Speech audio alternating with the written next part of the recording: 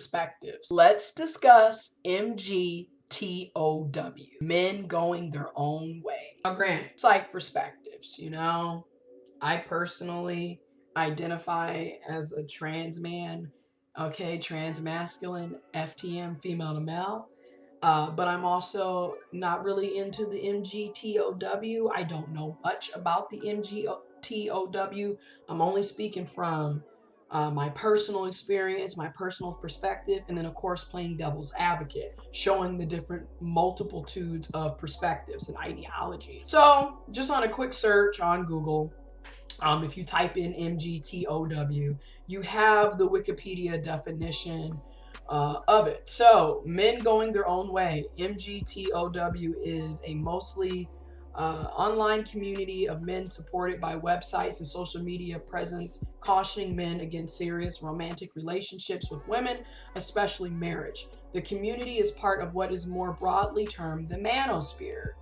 Okay, now I first started hearing about MGTOW in like 2013, 2014. I personally don't see anything wrong with it. I don't.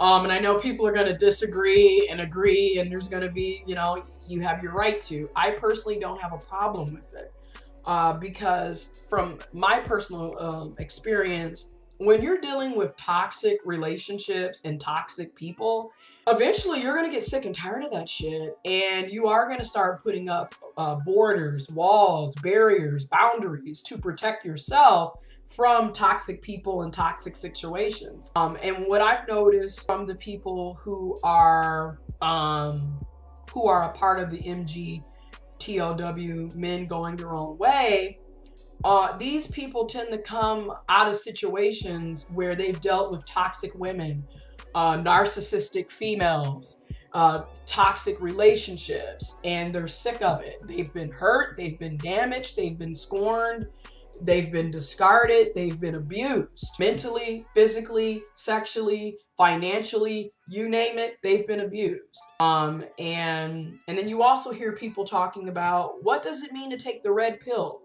MGTOW. Red pill, the red pill, or TRP means the truth from the MGTOW context. A person who understands the MGTOW beliefs and rejects the mainstream beliefs is said to have taken the red pill.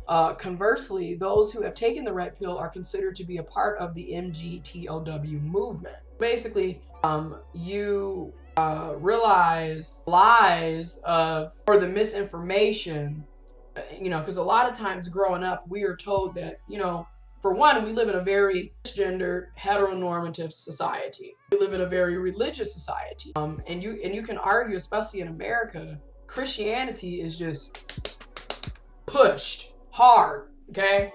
In God we trust, okay? It's pushed hard. With that being said, a lot of us are told that we gotta get married, gotta have kids, gotta settle down, preferably marry the opposite sex or the opposite gender, you know, settle down, get married. And then particularly because of the cisgendered heteronormative society, along with what is seen as being patriarchy and what it is to be a man and what manhood is and what masculinity is, oftentimes men are being told, hey, it's your job to protect and provide for your family, for your wife, for your children, you know? So basically you're seen as a money symbol. You're supposed to go out here and get the bread and bacon. You're supposed to provide and take care of them and protect them. The woman, the children, right? The family. And a lot of, in MGTOW, when you take the red pill, you're accepting a new reality. You're accepting that this is not the only reality. I'm more than just being a breadwinner or a protector or a provider.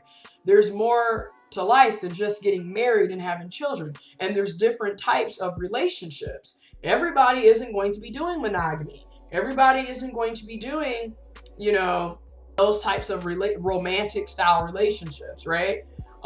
Everyone's not going to be getting married. Everyone's not going to do the marriage thing. And that's something that the MGTOW is basically saying. And again, now, leave links in the description box for you to check it out for yourself. Now, that's their perspective, right? Here's my personal perspective. I personally have been dealing with a lot of toxic, narcissistic types of people. I personally You know, again, I identify as a trans man, trans masculine, transgendered. Again, you can agree, you can disagree. I really don't care. I'm not here for your approval. And I'm attracted to men, masculine beings. So you could say that, hey, you're gay, or you're pansexual, or whatever. Again, agree, disagree, I don't care. So in my personal experience, dealing with a guy that, in my viewpoint, was extremely toxic and narcissistic. However, I also recognize that I have narcissistic traits and I have also been toxic. I was toxic too.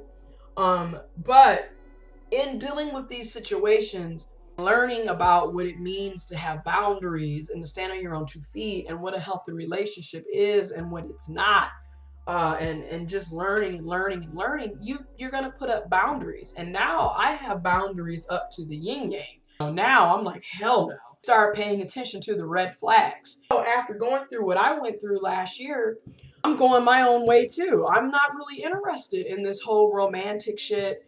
I mean, I'm just gonna be honest, love big time, because what I've learned for myself is love is a damn disaster waiting to happen. And that's really how I look at it.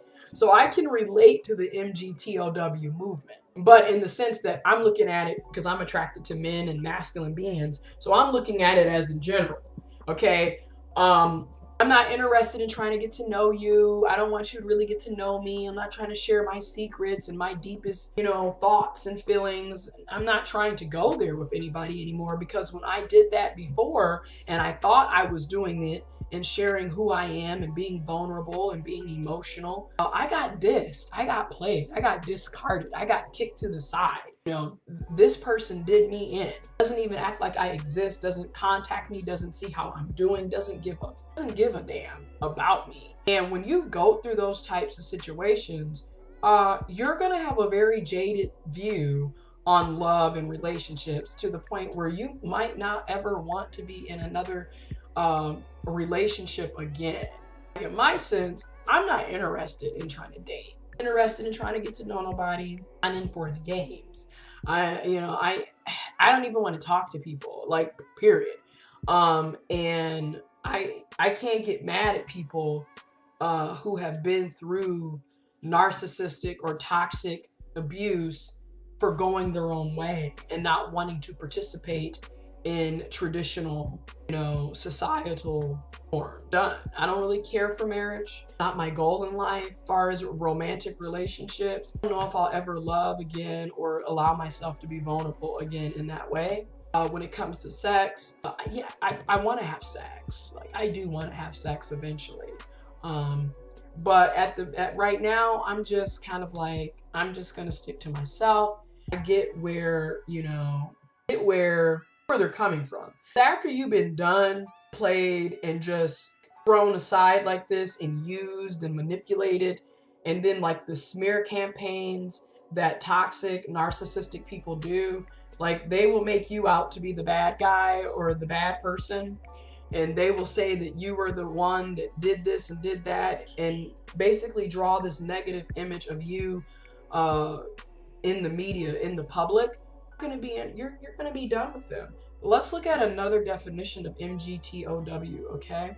So men going their own way is a statement of self-ownership where modern men preserve and protect their own sovereignty above all else. It is the manifestation of one word: no. Ejecting silly preconceptions and cultural definitions of what a man is, looking to no one else for social cues, refusing to bow, serve, and kneel for the opportunity to be treated like a disposable utility, and living according to his own best interest in a world which rather he didn't. I totally fucking get that, because this is the truth. It's like, you're setting your own boundaries and you're saying no. You're not allowing yourself to be used, manipulated, abused, and treated like garbage. So you can just be discarded whenever this toxic narcissistic person doesn't want anything to do with you. You get sick and tired of that. So I totally get that. So Psych perspectives, I do see where women and some men and other people are gonna say, well, you're being sexist, you're being misogynistic, you're being negative and closed-minded. I get it. get where they're coming from, because it does come across like this could be that way.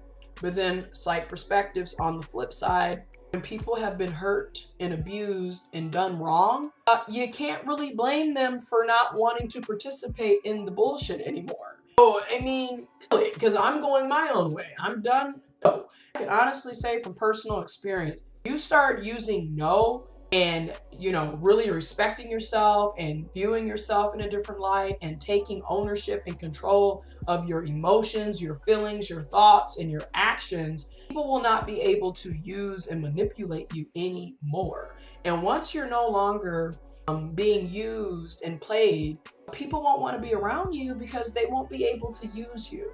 Anyways, let me know what y'all think in the description or in the comment box below.